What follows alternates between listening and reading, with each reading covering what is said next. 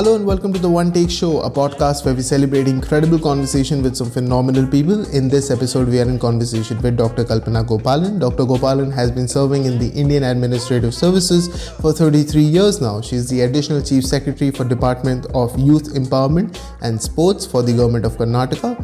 She is the recipient of Mother Theresa Women Empowerment and the International Human Rights Award 2019. She is awarded citations by Bangalore University, Rajiv Gandhi University of Health Sciences and many other such universities. She stewarded the NLM-UNESCO Award Karnataka in 2000 and Karnataka Ratna for Cauvery Handicrafts in 2013. She holds a doctorate and master's in public policy from IIM Bangalore. She was rated among the top 2% of doctoral candidates in the past decade. She is a visiting fellow at McGill and Concordia University, EU fellow and many other such universities.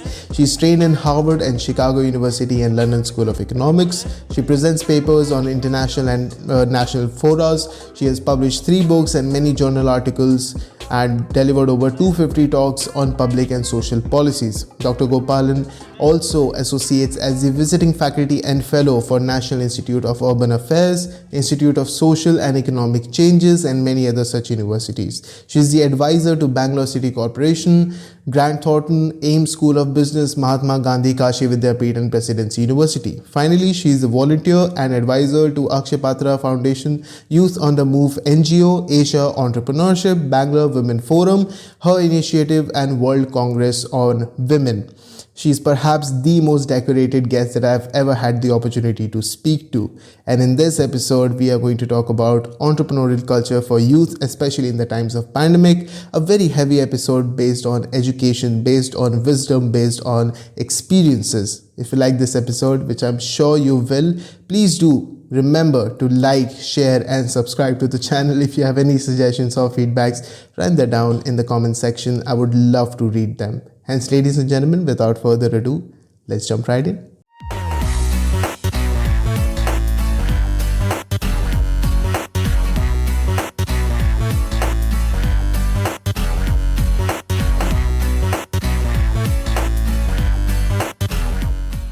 Hello ma'am, welcome to the One Take Show. It is truly an honor for me to have this opportunity to speak to you with a person of an educational background so rich and who has served our country for so many years. It's truly a blissful moment for me to have this conversation. Thank you so much for taking time off your really busy schedule, sitting down with me for this conversation. Thank you, Kaustav, for having me here this morning, and thanks to all your viewers too. It's really a pleasure and privilege for me to have this conversation with you. Thank you so much, ma'am. And honestly, I think it is all truly an opportunity that every student, especially law students, would love to exploit. Everyone who tunes into this episode would really add so much value to their own personalities because of the conversation that we're going to have. Ma'am, before we get into the conversation, what really is fascinating for any student or aspirant who either is trying to get into the administrative services or is trying to follow your footsteps, to know a little bit about your journey, because it is really interesting. Your journey has been really enlightening for so many reasons and has been inspiring a lot of aspirants to follow your footsteps. So can you please tell me a little bit about your journey and your story, as in what has been the journey like so far? You are asking for something which, a narration which is both longitudinal and panoramic. So let me keep it a little simple. Broadly, I can see 3 stages in my life so far. The first was the life of a student in Chennai. It was very simple, very innocent, very oriented to education. The second was my first 15 years in the IAS, and I would regard this as a life-changing event, because the IAS is not just a job or a profession, but it is a way of life. And the third part began with my entering IIM Bangalore. And in its own way, this was life-changing too, because it not just gave me a qualification, that is a master's and then a doctorate in public policy, but IIMB taught me to think with a wider and deeper perspective. Instead of merely firefighting, which is what we call it in the IAS, that you are dealing with crises all the time. Right. And so in that sense, it deepened my understanding of concepts and issues. And at a personal level, I met people of great merit and great humility, and their association I cherish even till today. Surprisingly and quite unexpectedly, it has opened up a new concurrent career for me as a researcher and author and speaker, along with my job in the IAS. Okay. So that is the journey so far. Right. Now, you also wanted to know the learning. I think the learnings that I can share. And actually, it's quite simple. The fundamentals are pretty clear.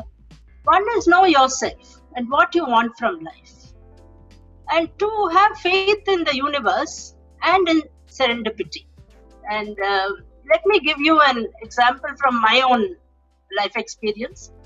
I told you my life as a student was very oriented towards education, and my family emphasized education a lot. I was quite a good student, though I may say so myself. When I was appearing for my undergraduate exams, I had taken higher education for granted because that was the way we were, that was the thinking in the family. But when I was appearing for my final undergraduate, that is the BA final exams, one of my uncles decided that he wanted to get me married. And part of the culture of the family was also deferring to elders. And so my parents, who until that moment, they had been emphasizing education and how I do in school and college, they deferred to him and began to make preparations for marriage. And I was aghast because this was something which I had never foreseen. Marriage was not in my horizon at that time. And it was my first serious confrontation with my parents. I was generally an obedient child. So this was the first rare confrontation I remember. I remember dashing out of my room. I would be studying because I was preparing for the finals, but I would dash out and say, no, I want to do my MA. I want to do my MA. And MA was the extent of my thinking or my dreams at that time. You know, the short neck syndrome. I could not dream any further. But for me, life without a master's degree was unthinkable. Fortunately, I prevailed and I completed, of course, my undergraduate, then my MA, and then further went on into the IAS and now kind of rounded it off with a PhD. So somewhere you need to know, and you know, your being will tell you, your heart and your mind will tell you what is so critical and important that you're willing to take a stand for that. And for that knowledge of oneself is really important. And this very rare confrontation which I had with my parents set the course of my life thereafter. So it was pretty life-changing in its own way. On the other hand, you need to have some belief in the universe or in God or in providence, whatever works for you. And my entry into the IAS is something which I attribute to providence, because being a good student, I had joined IIT Madras. After completing my MA, I joined IIT Madras as a PhD scholar. But my interest was in humanities. Their expertise was in technology, and so it was not a great fit. IAS was the fallback option. So it was not a conscious or the first choice at that time. Unlike you and so many others, it was not something which I had prepared for, or mentally thought about or aspired to. But it was my fallback option when, the IIT experiment did not work. Though I do admire IIT Madras and Dr. Ambirajan, who was the head of department at the time, who welcomed me into the fold. It was an experiment, taking a humanities student into the... And I also admire his generosity in letting me go. And he knew that someday I would come back again, and I never lost touch with humanities. So on the one side, self-belief; on the other side, keep the faith in the universe, and things will work out. I think, ma'am, there is absolutely so much there to unpack from that. As an aspirant, it's outwardly so inspirational to learn from the various struggles and various experiences you've had. And I'm sure, from my position of privilege as a cis male person in the society, I perhaps do not have to experience a lot of those things, but I'm sure a huge section of our society, even today, has to go through many of those experiences, perhaps can be inspired from experience. One very major idea that I could pick up on is to stand up for what we believe in, and to know ourselves and to believe in something. With that principle, ma'am, I think it is important to also know what is your opinion on all those aspirants who are perhaps trying to follow your footsteps and are trying to make something either in the services, who are trying to serve our country, or are trying to complete their education and get some significance in this area as well. What is your suggestions for those aspirants? The first thing I would like to say is that participation in nation building or public service is not confined to the IAS. Right? The choices were fewer when I was a student. Your generation has innumerable options, some within the Sarkari system, some outside, where you can still participate in nation building. Having said that, those of you who will be entering the world of work in the coming year or the next few years, you are going to see major shifts, because we are already undergoing the pandemic, which is sweeping across the world, and quite unexpectedly, it is not just impacting on the health sector, but it is impacting on the world of work. And this is whether you are going to work within government or outside government. I see some shifts taking place. The first is the acceleration of technology. Right. You are going to have technology not just in IT per se, but you're going to have it in healthcare, in education. You're already seeing a lot of online education. In entertainment, Netflix, I think, has increased its subscriber base. So you're going to have the acceleration of technology in every sphere. The second is the mode of work changes. From a brick and mortar office, we are going to shift to a work from home mode and the gig economy. And the third is that this kind of networked economy is going to demand a new kind of working, which is a work of not competition, but cooperation and coordination. Okay. So the working style itself, the behavioral style, which we adopt in the working world, is going to change because of the advent both of networking, IT, and the gig economy. So how do we change? How do we transform ourselves? And this is, going to be true of you, whether you write the civils or whether you enter the private sector or you go into the voluntary mode. It is going to demand a different working style, that we need to be comfortable with uncertainty and ambiguity. Life is not going to be so predictable as it used to be in my time.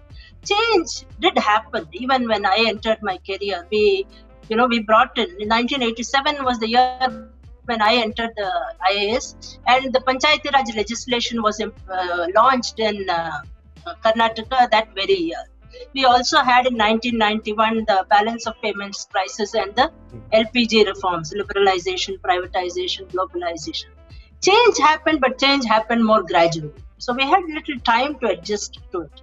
With your generation, it's going to be very, very fast and rapid. So you need to be pretty agile.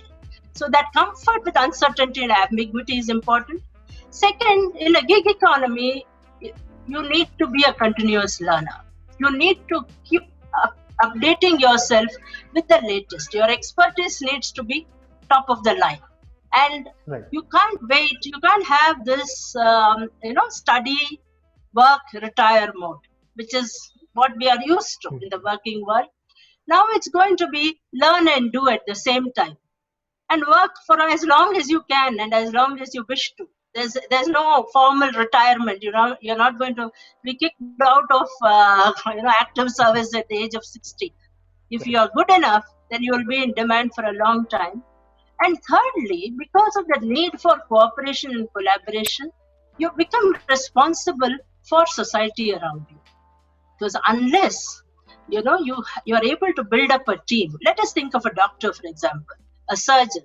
A surgeon cannot work well unless his nurse is good, the anesthetist is good, you need the whole team. So you need to, raise all boats around you at the same time. So kind of personal and collective social responsibility, where you build not just yourself, but you build the team around you. I think that is important. And this is true of both the public service and private sector, whichever you may choose to go to. Right. It's going to be common across sectors. Right, ma'am. And I think this will provide us a roadmap with respect to how we as our generation is going to adapt to all these, all these changes that are going to happen around us. Very specifically, you mentioned that gig economy requires us to keep learning as a society and as industry professionals. Of a person of such a rich educational background like yours, I would love to know about your opinion on today's educational inclination and the professional inclination which is allowing the participants to enter into the industry. Is there a pattern that you observe or something that you notice which can help the students to somehow catch on to something? Okay, well, from where we are at present, at least, it looks like the job market, the formal job market, will both shrink and transform. And there are two aspects to this. One thing is that permanent employers like governments and universities, they had already started curtailing their hiring even before COVID-19, and this is only going, it was more gradual, now it's going to be much more. And the corporates are also reducing both their hiring and their salary structure. So that is, one change. So what I see is that more and more bright young people like you and others would be taking up the entrepreneurship and the startup rather than going into formal service, whether within the private or the public sector. Okay. So I remember that about a few years ago, I think it was sometime in early 2019, I had visited the Rajgiri Business School in Kochi in Kerala. They had invited me to speak on entrepreneurship. And a young literature scholar, quite an unlikely discipline, her name is Meera Sharon, she recently wrote to me saying that she was part of the audience that day, right. And she listened to me, and that inspired her to, establish her own startup, which is called Wordsmith. She and her sister together, they set up their startup. So it was, I didn't even know she was in the audience.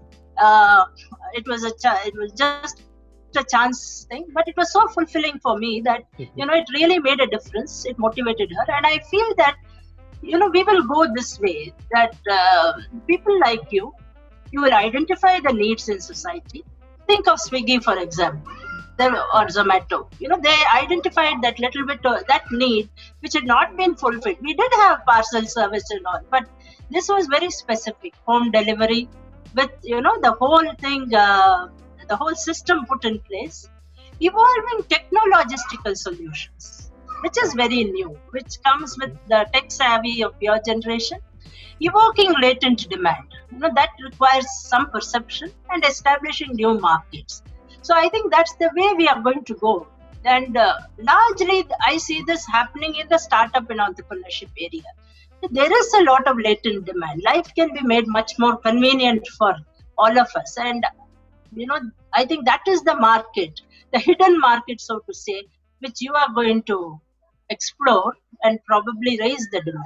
So that is the route which I feel I see you all going. Let's wait and see. Right, ma'am. I think this is a very interesting perspective, especially because I have been following all the webinars that I've had the honor of viewing your opinions where you featured on those webinars. And one of those webinars was very specifically talking about entrepreneurship and how the changing landscapes of entrepreneurship is providing opportunities to the way students. I understand that you've provided us with a sort of an overview of how this industry is going to open roads for entrepreneurship and how young students or perhaps industry professionals will enter entrepreneurship. But with respect to pandemic and social services and engagement, as I understand that you've previously been engaged with a lot of NGOs as well, and you've seen the social work and social sector has also required a lot of investment from the society, especially youths.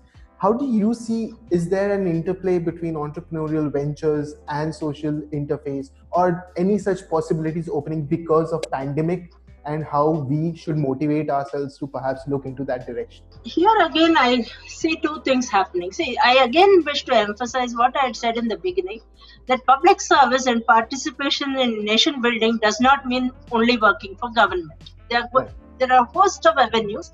In fact, you may have much more freedom when you are not bound by an organizational system, you see. So I think many of you are going to take that route. And, this can be done in two ways. One, which I have adopted, is, you have a dual career. That you practice your personal and collective social responsibility, because all of us do have a responsibility. We are in a societal system. Knowingly or unknowingly, we have benefited from it. Even the support may be meager, but it is still there. So that we need to pay back in some way. And one way in which I see is that you practice a career which is dual. You have your bread and butter career, which pays your bills, right. But you also have a career where you pay back, where you join hands either individually or you join hands with others. Mm-hmm. And here I would suggest that you look for something which is your passion. You see, something which interests you, or where you have a lot of expertise. Now, let us say you are a law student, but if you sing well, then use that music, give that music, share it with others. Go to a hospital. I have a classmate from my old schoolmate who goes to hospitals and she sings there. She's otherwise a homemaker, but she uses her spare time to sing in hospitals. So, or if you like poetry, then gather the kids of your neighborhood, introduce them to that. So this is one way that you earn your livelihood from something, but you also fulfill social obligation on the other.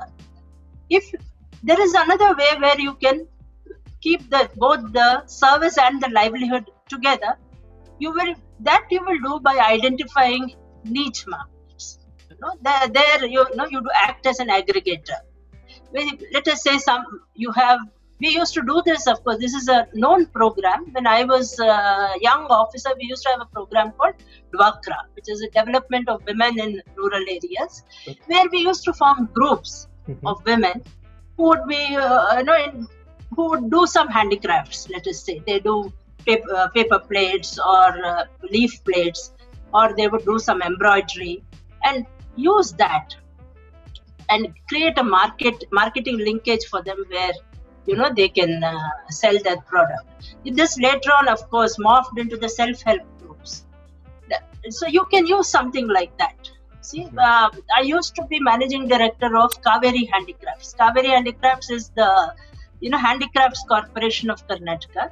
Right. And what we did was we were a profit-making organization. In the sense, we were a proper corporate, but we were also in the business of development of communities. Okay. So Cauvery Handicrafts has a very nice showroom on the main road, which is Mahatma Gandhi Road, MG Road as it is called in Bangalore.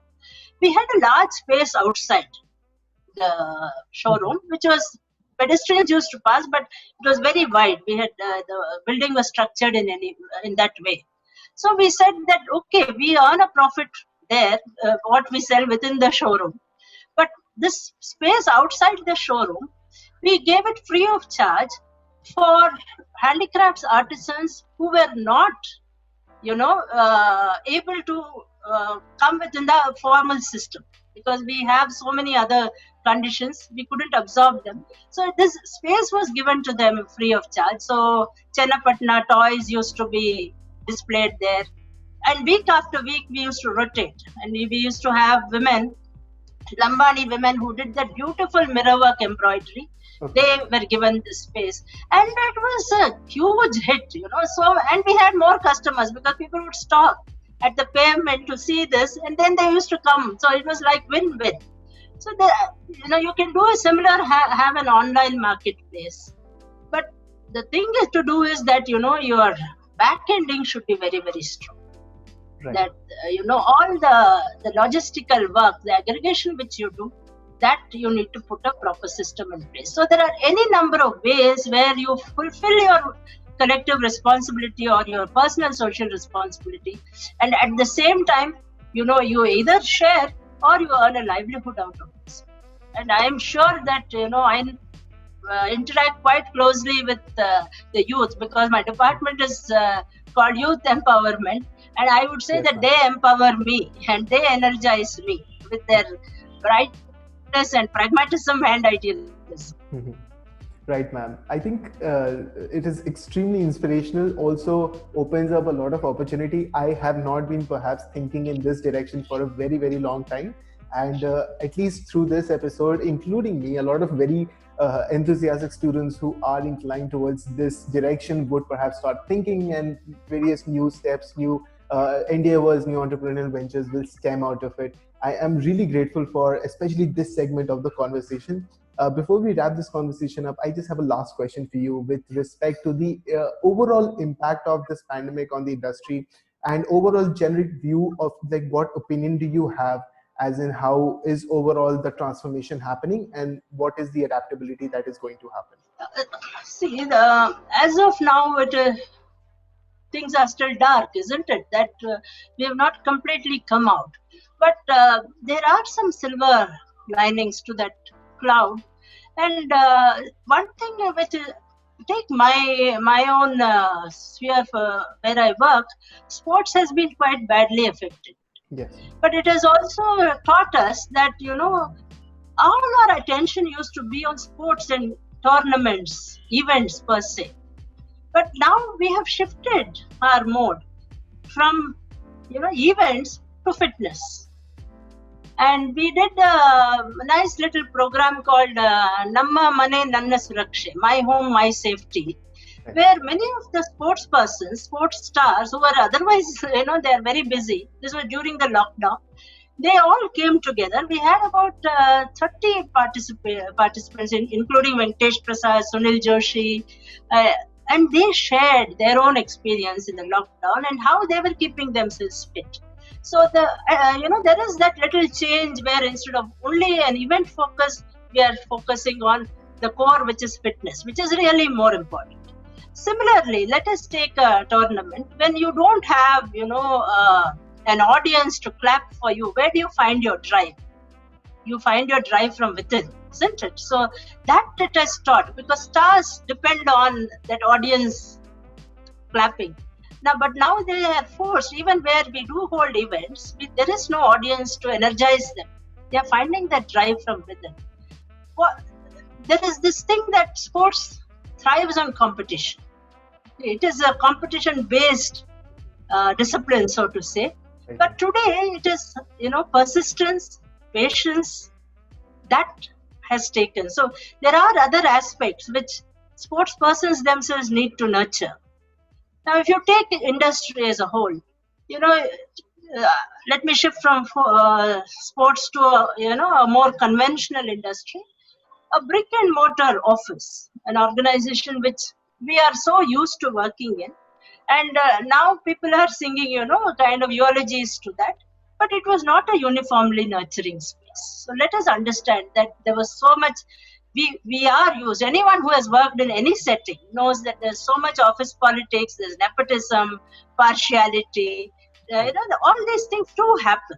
And now the pandemic has put paid to all that, So the kind of new workspace which is evolving, which is online, which is time specific. You see, you come together for a particular activity and then you log out. That doesn't give that space for all these, ulterior activities which seem to go on in a conventional office space. Let's be clear, it was not always a beautiful hunky-dory setting. But in this new setting, you have people with shared interest or complementary expertise, let us say. They come together for a particular task and then they move away. And it's very similar to a surgeon. It's not something very new. Take a surgeon. A surgeon is attached to a particular hospital, right? And he earns his salary from there. But he also consults in many other hospitals. My son is a surgeon. He consults in other hospitals. And then he earns remuneration from all of them.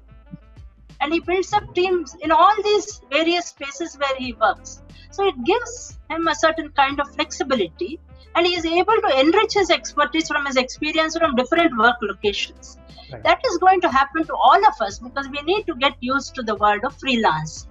So freelancing comes with its own difficulties, but it's also, for a person who is committed to their job and good at it, it can be a great value add and a very rich experience. So I hope for the best. I'm an optimist. Well, I am truly inspired as of this moment, and I am sure like we as a generation would also like to share that optimism, understanding that there has been a significant impact of the pandemic on every possible front, especially on industrial engagements and the employment ratios. And we, as I could right now learn about, the direct impact of the pandemic has been on the sports industry as well. And I'm sure like there are different ways through which the administration is tackling this. This is a conversation that was absolutely missing from this podcast, a conversation so rich that would perhaps add tremendous amount of value to everyone who listens to this episode, especially tunes into this podcast. Do you have any closing remarks for our listeners, ma'am? I would always say that, help yourself while you help others. And that personal social responsibility which I spoke of, I think that is the key. Because then we grow and society grows with us, and there can be a kind of India which we always have dreamed of. And we are a very intelligent nation, and the youth is very inspiring to me, to tell the truth. So I learned so much from them. I'm sure we are moving towards a better tomorrow. Right, ma'am. And I personally believe that to have an opportunity like this over a platform like through podcasts or online webinars or any other such conferences where we get to listen to all such incredible enriching conversations would really add tremendous value. And we would also get an opportunity to somehow introspect and also move towards a very concrete direction where we can make the changes while also paying equal amount of attention towards ourselves and also understanding what we really want and how we can shape around our societies. Thank you so much for this amazing conversation, and thank you so much for this opportunity. Thank you, Kaustubh. It has been wonderful for me too. Thank you. Thank you so much, ma'am.